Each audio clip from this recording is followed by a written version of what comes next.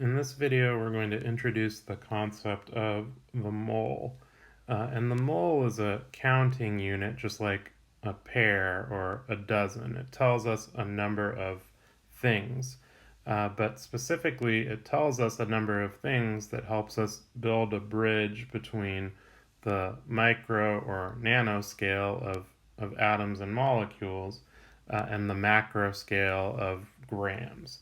So it's going to create a method for us to be able to think about real world quantities in terms of how many molecules or how many atoms it is. So simply put, like I was saying, when we think about what the mole is, which is abbreviated MOL a lot of the time, it's just a counting unit that's for numbers of particles. It's a very large counting unit. It's this number you see here, 6.022 times 10 to the 23rd, but it's specifically defined in a very useful way. So it creates a connection between atom amounts and gram amounts, essentially. So if we look at carbon 12, we know that it weighs 12 AMU. So then the mole, as defined by Avogadro, it's also called Avogadro's number, it's the number of particles needed to reach 12 grams of carbon. So one carbon 12 atom weighs 12 AMU, but 6.022 times 10 to the 23rd carbon atoms weigh 12 grams. So now what we're going to be able to do is not only can we look at the values on the periodic table to report the mass of one atom, or the average mass, I guess, of one atom, it can also now represent the average mass of 1 mole of particles, not in AMU, but in grams. So what that means is I'll be able to look at a gram quantity of a substance and report how many atoms that is, or how many molecules that is. That's particularly important because it's going to allow me to communicate more easily with a balanced chemical equation, and that's our primary goal. In this video, we're just going to learn how to work with the mole to convert between grams and atoms, grams and molecules, all that sort of stuff. And then moving forward, we'll use this to better communicate with balanced equations.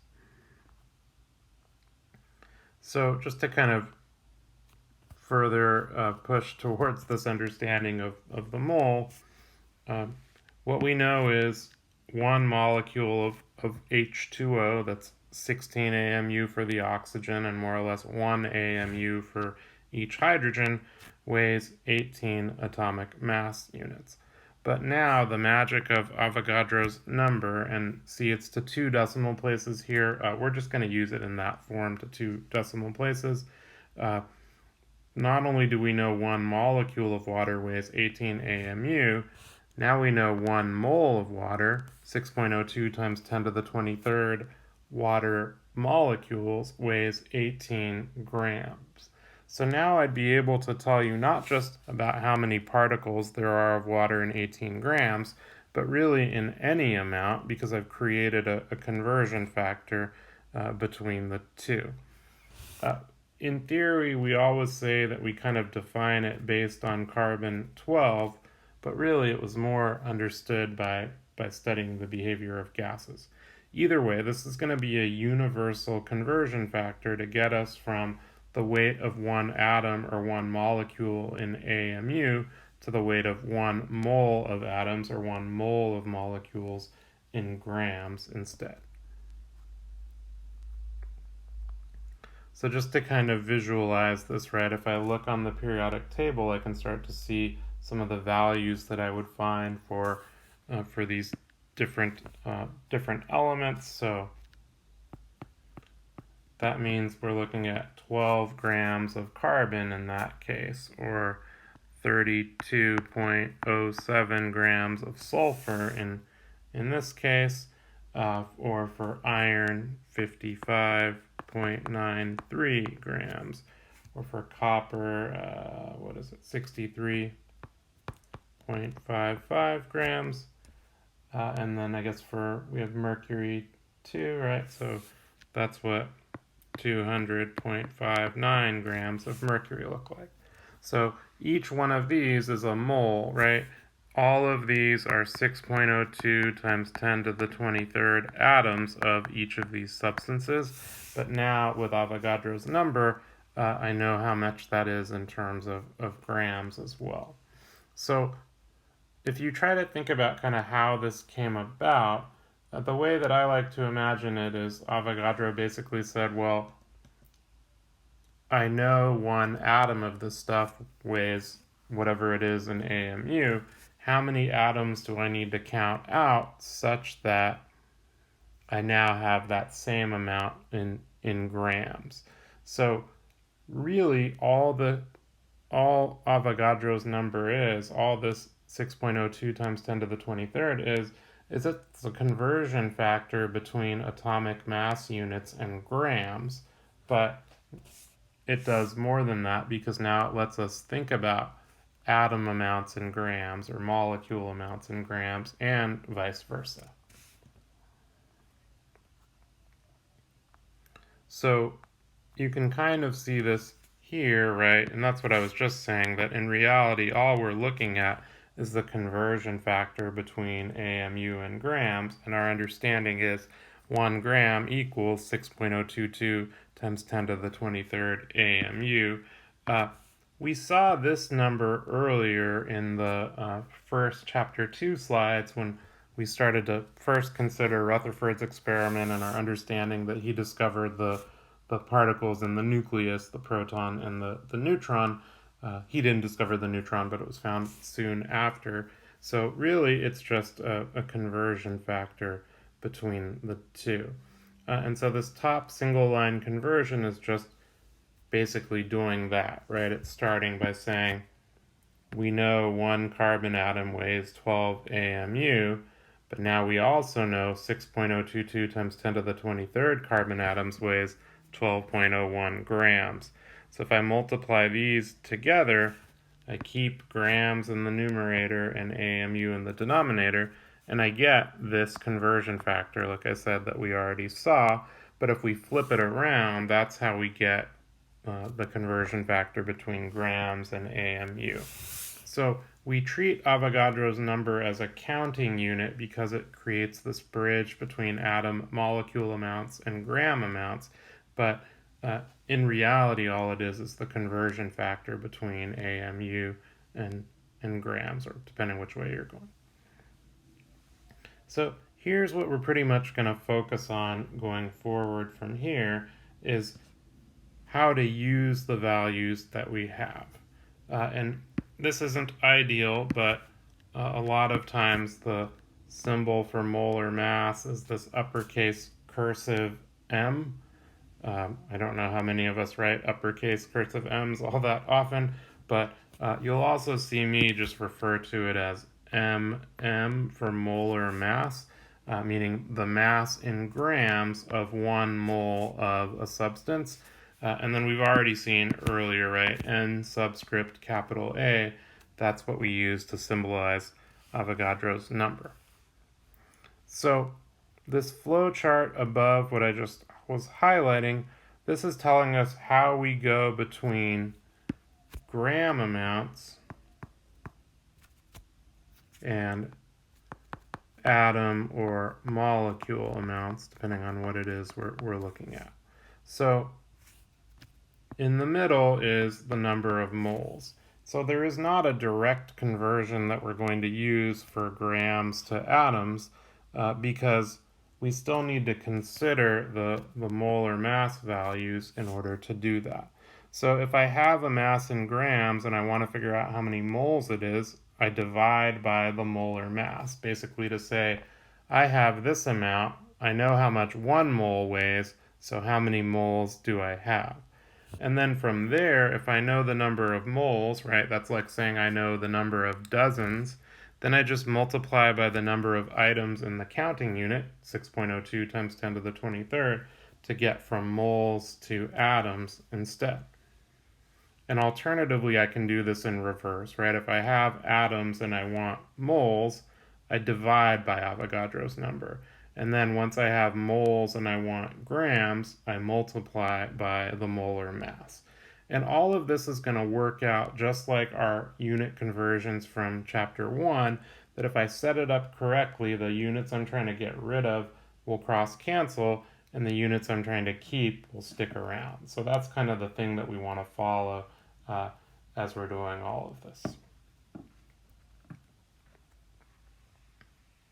So again, when we talk about molar mass, just like it suggests, it's the mass of 1 mole of whatever the stuff is we're talking about in grams. So from the fundamental definition, right, 1 mole of carbon, 12 atoms, we understand that 6.022 times 10 to the 23rd atoms, and also that it's 12.01 grams. So what we knew originally was the weight of an atom in atomic mass units, but now we know the weight of a mole of atoms in grams. So now I can go to any element on the periodic table, find the mass number reported for it, the average weight based on isotopes, and now I know not only does it represent the mass in AMU of an average atom of that substance, it also now represents the mass of a mole of atoms in grams.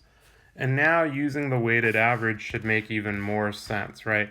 If now I'm suddenly counting 6.022 times 10 to the 23rd atoms instead of 1 atom, then absolutely I need to be using the weighted average based on the isotope distribution.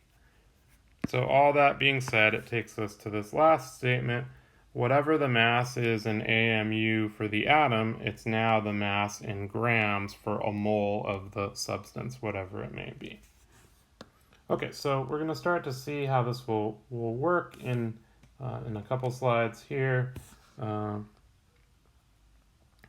think this kind of repeats some of what I said. A molar mass is the mass of 1 mole of the substance, so that makes sense. So now, I think the important thing to say here is we learned how to calculate the formula weight in atomic mass unit earlier, but now we know that also represents the formula weight for my entire molecule in grams per mole. So this flowchart kind of mimics the one that we were looking at earlier. I just think it's a little bit clearer to interpret. This one, between grams and moles, we need molar mass. And depending which way we're going, we either multiply the moles by the molar mass or divide the grams by the molar mass, depending on which direction we're going. And then the right half of this flowchart is just going from counting unit to the actual number of items, and we just multiply by Avogadro's number. This is essentially the same as saying I have 5 dozen donuts, and I want to know how many actual items it is. Well, we know that 1 dozen whatever equals 12. So we'd say, okay, if I have 5 dozen, then that means I have 60 actual donuts. That's exactly what we're doing, converting between moles and formula units.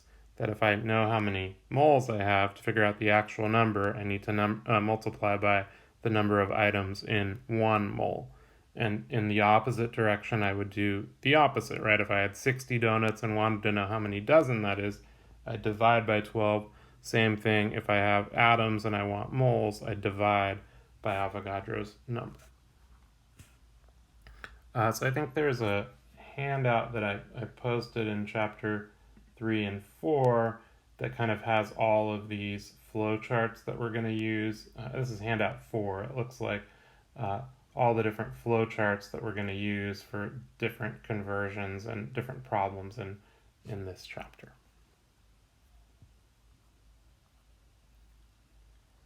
Okay, this last table is just showing the same information we've been talking about, that for any element, if I know the formula weight, it means I also know the molar mass. So that's what we're looking at there. So kind of restating, 1 mole of atoms contains Avogadro's number of those particles. And so to figure out the actual amount, we would multiply Avogadro's number by whatever formula we have. Okay, so this is from here primarily a worked out example, and then some for you to work on, a worked out example, some for you to work on, that kind of pattern. So we'll start to make our way through these. And this will take some getting used to, but once you get into the swing of things, it should be fairly straightforward. So I have 38.4 grams of helium, and it's asking me how many moles that is. So I go to the periodic table and I get the mass number for helium, or the weighted average mass for helium, and it says, if I round to 2 decimal places, 4.00. So not only does that mean one helium atom on average weighs 4 atomic mass units, more importantly, it means 1 mole weighs 4 grams. So then I can set it up quite simply, right? I have my given gram amount. Then I know that 1 mole of helium equals 4.00 grams. So I want to get into moles and out of grams. So I put moles in the numerator and grams in the denominator, and then I get my answer there. These are really all one-story conversions, right? What I mean by that is the unit conversion is going to be the unit I want in the numerator, the unit I'm trying to get rid of in the denominator. In these types of problems, there's not really any complications. That's just the approach we'll follow with all of this. Okay, what about the other direction? What if I have moles and I want grams? We can figure that out as well. 8.68 moles of sodium, and we're asked how many grams. Well, if I go to the periodic table and get this weighted average for sodium, I'll find that it's 22.99, which again means the weight in AMU on average of a single sodium atom, but also the weight of 1 mole of sodium atoms. So now I'm in moles and I want to get into grams, so I put grams in the numerator and moles in the denominator with my conversion factor. That should make reasonable sense, right? And then we get our value. For all of these, in terms of significant figures, really it's whatever you start with, that's the number of significant figures you're going to end up with, because it's just the conversion is something we're getting as, but we're basically treating as an exact number. So for our purposes, however many significant figures you start with total, that's how many you're going to report in your answer, because it's all multiplying and dividing, but by what we're treating as exact numbers, just like in regular unit conversions. Okay, so hopefully that makes sense, and you'll be able to do these two problems. The usual drill, right? If you want to pause it and work these out on your own, that's fine. If you want to just keep going, fine as well.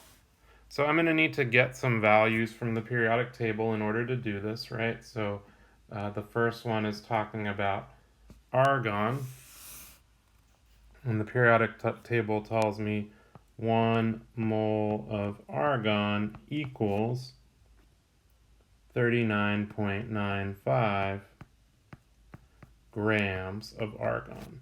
So effectively that's my conversion factor, right? And I'm given grams and I want moles.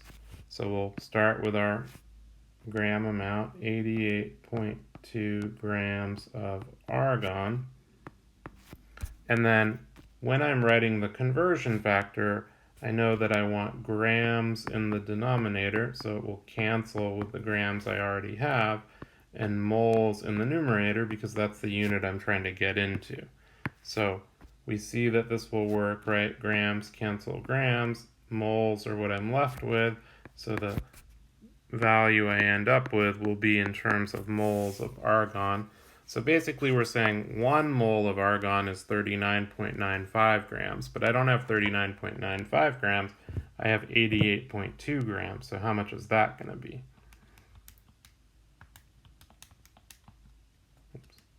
88.2 divided by 39.95, reporting to 3 total significant figures, this would be 2.21 moles of argon. So for now, that's all we're asking to do, right? But if I know the number of moles, then I can multiply by Avogadro's number to figure out the actual number of atoms. And eventually we'll get to doing that as well. Okay, the next problem is the opposite. We have moles and we want grams. So given 3.39 moles of boron, how many grams is this? So I need to collect the same data, right? I need to go to the periodic table and find the molar mass. And if I go to boron, element 5, 2 decimal places would give me 10.81 grams of boron. So same approach, but now I'm going to flip my conversion factor around because we're trying to do the opposite, right? 3.39 moles of boron. And I want 1 mole of boron in the denominator, so it'll cancel out, and 10.81 grams of boron in the numerator. So now this time we're saying we understand 1 mole weighs 10.81 grams, but I don't have 1 mole, I have 3.39 moles, so how many grams is that going to be? Again, our conversion looks set up correctly because the unit we're trying to get rid of cancels out, unit we're trying to keep shows up, so 3.39 times 10.81, I'll call it 36.6 grams of boron. So roughly speaking, you can look at calculated values you see here and see if they make sense, right? So if 1 mole weighs 10, 3.39 moles should weigh 30-ish, so that seems reasonable. Or in the one before it, if 1 mole is 39, but I don't have 39, I have 88, then it makes sense that it's 2.2 moles instead. So this is kind of the left half of the table we were looking at for conversion. We can do the rest of it as well, so it should make reasonable sense. So we can now work between moles and atoms, moles and molecules, and then eventually put it all together. Okay, here it says how many molecules, and it's just molecules because it's N2, right, are in 42.3 moles of nitrogen. Well, now this is all going to involve a universal conversion factor, right? We're getting from the counting unit to the actual number of items, so we'll just multiply by Avogadro's number. And like I said, we'll use 2 decimal places of accuracy for Avogadro's number. That's fine. So make sure you feel comfortable using scientific notation on your calculator. On most of the TI calculators, there's an EE button, and so you do 6.022 EE 23. Of course, some of the calculators actually have a button that says times 10 to the caret, and so you'd push that and then add in your exponent. Just depends on what calculator you have. One thing I do recommend is anytime you're inputting a value in scientific notation in your calculator, put it in parentheses so your calculator knows the exponent belongs with the number that precedes it. Okay, so the information given is 42.3 moles of nitrogen, and the question that we're being asked is how many molecules is that? So being nitrogen really has no impact on this because we're just going to use Avogadro's number to go from moles to the actual number of items. So basically here we're saying if 1 mole is 6.02 times 10 to the 23rd, how many molecules are in 42.3 moles? So several more, right? So that's what we see here. N2 molecules is the unit we keep. So when we report our answer, it'll be in molecules of N2. So a lot of times for molecules, I'll use the abbreviation MLC. Really important to make sure you're making the distinction between molecules versus moles so that you're appropriately reporting the values as you're doing these conversions. And of course, we could go in the other direction as well, right? If I had a given number of atoms or a given number of molecules, I could convert into moles. So now I'm going from the actual number of items to the counting unit. So in this one, we're told we have 6.42 times 10 to the 26 atoms of silver, and we want to know how many moles that is. So same conversion factor, right? Independent of the identity of the substance, we're just going from, in this case, total number of items to the number of counting units worth of the item. So here we're saying we know 1 mole is 6.02 times 10 to the 23rd. How many moles do we have if we have 6.42 times 10 to the 26th atoms? So setting this up, again, put parentheses around your scientific notation values as you're calculating it. 3 significant figures for this calculation tells us 1,070 moles. And that makes sense, right? We have 6 times 10 to the 26th atoms compared to 6 times 10 to the 23rd atoms, so a number around 1,000 makes sense. It's 3 exponent values higher. Okay, so same as last time, right? We can kind of figure this out in the other direction. So now from moles to atoms, and then from atoms to moles. So regardless, the value we need is 1 mole is 6.02 times 10 to the 23rd, whatever's in this case atoms. So fairly straightforward, 34.2 moles calcium times 6.02 times 10 to the 23rd calcium atoms per 1 mole of calcium.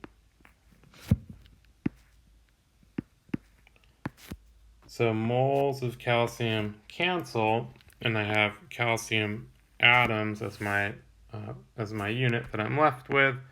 Let's see what I get when I enter this.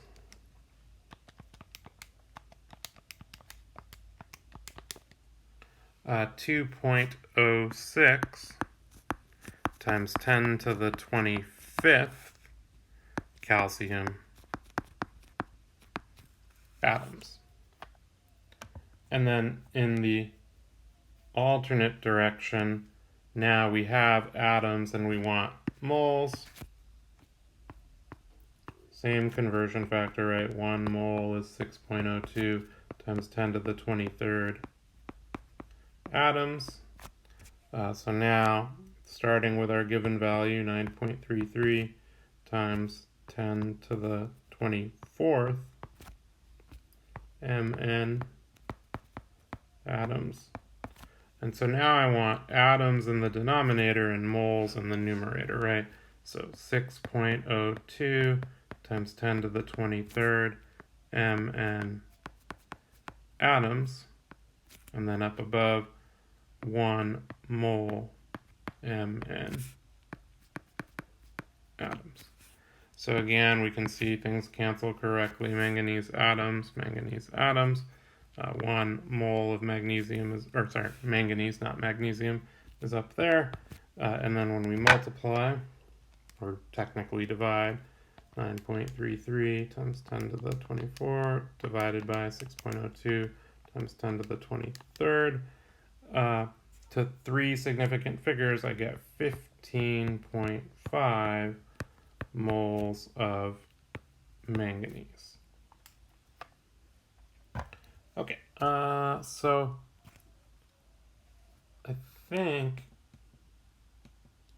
let's see, we have 4 more to go. I guess this might be a slightly longer video, but I'll keep going.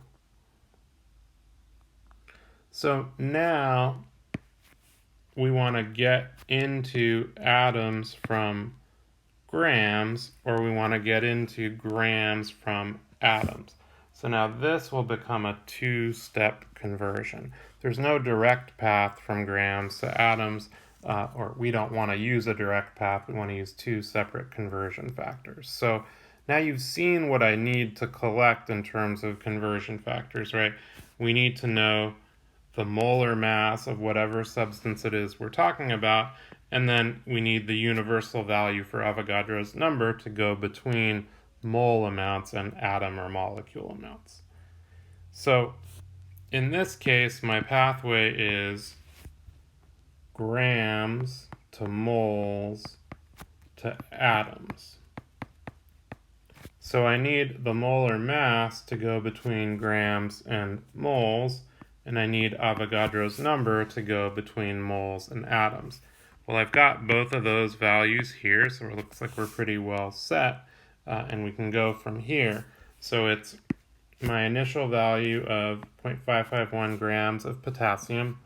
I convert it into moles using the molar mass, grams in the denominator so they cancel out. And then in the next step, I just put Avogadro's number in the numerator. And here we see moles cancel moles, so that works out as well. And then when I'm done here, the answer I'm left with is in atoms. And we find that it's 8.48 times 10 to the 21 atoms of calcium. A little trickier to figure out what's going on in terms of guessing your answer in advance, but we have 0.551 grams, and we know that 1 mole is 39 grams. So it's substantially less than 1 mole, so it makes sense that our answer is 10 to the 21, right? 40 grams per mole effectively, but we only have 0.5 grams, so 2 orders of magnitude smaller, so it makes sense that it's 10 to the 21st. How about in the other direction? From grams to atoms. Which one did we just do? We did grams to atoms. So the first one is the same as what we did, and then the bottom one is from atoms to grams. Okay, so in this first one here, so same story, pause it and work through it if you want, or just let me keep going. We're given grams of carbon, and we're asked to figure out the number of atoms. So I need 2 pieces of information to go forward with this one. I need the molar mass of carbon, 12.01 grams, and then I also need Avogadro's number. 1 mole of carbon equals 6.02 times 10 to the 23rd carbon atoms. So should be good to go here, right? 0.935 grams of carbon times 1 mole of carbon per 12.01 grams of carbon. I know that's right because grams of carbon cancel with grams of carbon. Now I'm in moles of carbon, but I want to know how many actual atoms that is, so that's where Avogadro's number comes in. 1 mole of carbon is 6.02 times 10 to the 23rd carbon atoms. All right, let's see what we get here. 0.935 divided by 12.01 times 6.02 times 10 to the 23rd. Rounding to 3 total significant figures, I get 4.69 times 10 to the 22nd. Oh yeah, in our second step, moles of carbon canceled moles of carbon, so we're left with carbon atoms. So carbon atoms. Roughly speaking, right, a mole of carbon is 10 grams. We had 1 gram if we're rounding things off. So it's 1/10 of a mole that we effectively have. So it makes sense that it's 10 to the 22nd atoms rather than 10 to the 23rd atoms. Okay, so that repeated what we did in the previous example, right, from grams to atoms, but we can also do it in the opposite direction, from atoms to grams. And so I would need to collect the same information in order to do that, right? So in this case, it says I have 9.35 times 10 to the 25th helium atoms, and I want to know how many grams that is. So it's helium, so 1 mole of, right, it's helium, yeah, of helium. If I look on the periodic table, it's 4.00 grams of helium. And then again, Avogadro's number will be universal here. 1 mole of helium is 6.02 times 10 to the 23rd helium atoms. So now I'm going from atoms to moles to grams. Atoms to moles, I need Avogadro's number. Moles to grams, I need the molar mass. So we're pretty well set to go ahead and do this now. So 9.35 times 10 to the 25th helium atoms. So I'll get out of atoms and into moles first. So 1 mole of helium, 6.02 times 10 to the 23rd helium atoms. So helium atoms cancels. Now I'm in moles of helium, but I want it in grams of helium. So now 1 mole of helium, 4.00 grams of helium. Same thing, moles cancel moles. I'm left with grams, which is what I'm being asked to solve for. So we can do this multiplication and see what we got.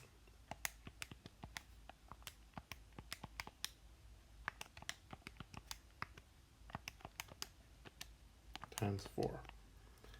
621 is what I get to 3 total significant figures, so it's 621 grams of helium. Again, we can sort of ballpark that this answer makes sense, right? 6 times 10 to the 23rd atoms would weigh 4 grams, and we have 9 times 10 to the 25th atoms, so 621 seems like a reasonable number of grams for this amount. Okay, one last thing to look at, and then that should be it.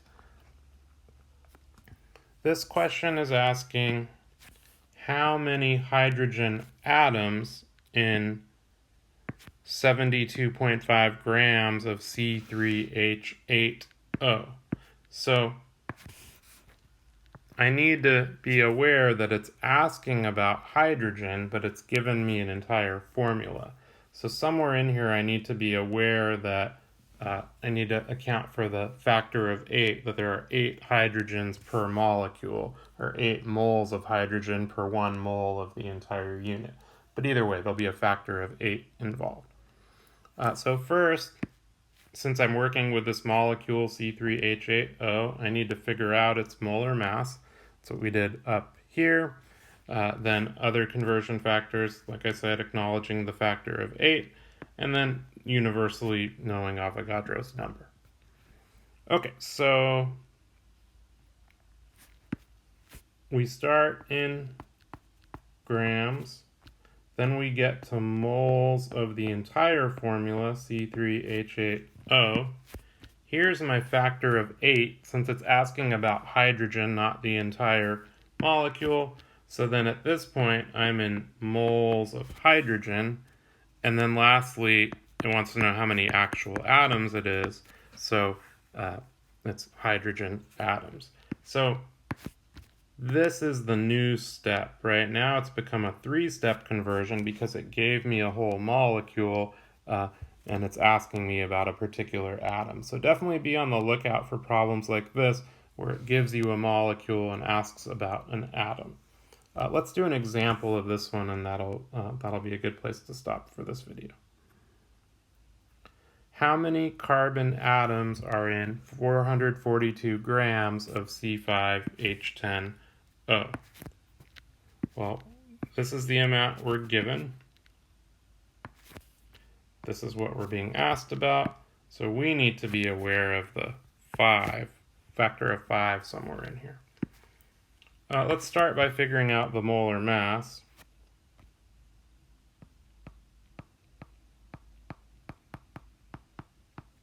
So that's going to be 5 times the mass of carbon, 12.01, plus 10 times the mass of hydrogen, 1.01, plus 1 times the mass of oxygen, 16.00. This should be, I think, 76.15, 60. Oh, did I count that wrong? 86.15. Let me just double check.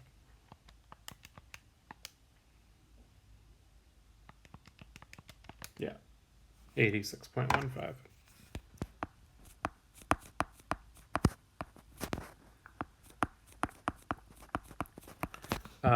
Beyond that, I need to know that 1 mole of C5H10O equals 5 moles of carbon. That's what it's asking about. And also 1 mole of whatever, carbon in this case, is 6.02 times 10 to the 23rd carbon atoms. So 3-step conversion essentially, right? So 442 grams C5H10O times 1 mole C5H10O divided by 86.15 grams C5H10O. So grams of the full molecule cancel. Now I'm in moles of the full molecule. Since it's asking about carbon, here's where my factor of 5 comes in. 1 mole C5H10O, 5 moles carbon, the substance that we're asking about. Moles of the entire formula cancel, so we're headed in the right direction. And then lastly, how many actual carbon atoms is it? 1 mole of carbon, 6.02 times 10 to the 23rd carbon atoms. So 442 divided by 86.15 times 5 times 6.02 times 10 to the 23rd. 3 total significant digits. I got 1.54 times 10 to the 25th carbon atoms. So this one, even harder to kind of guess if I've done it right, but 442 grams of something that weighs 80-ish, that's more or less 5 moles, and then the factor of 5, since it's C5, so it's 25-ish moles. So having an exponent of 25th, that seems reasonable given the amount that we have. Okay, so that was kind of a lot in one video, all things grams, moles, atoms/molecules. So you may need to review this a couple times to make sure you feel comfortable with all the different types of problems you see here, but plenty of practice between the problem set and the Chem 101 homework. So hopefully that's making okay sense. And of course, if you have questions, let me know.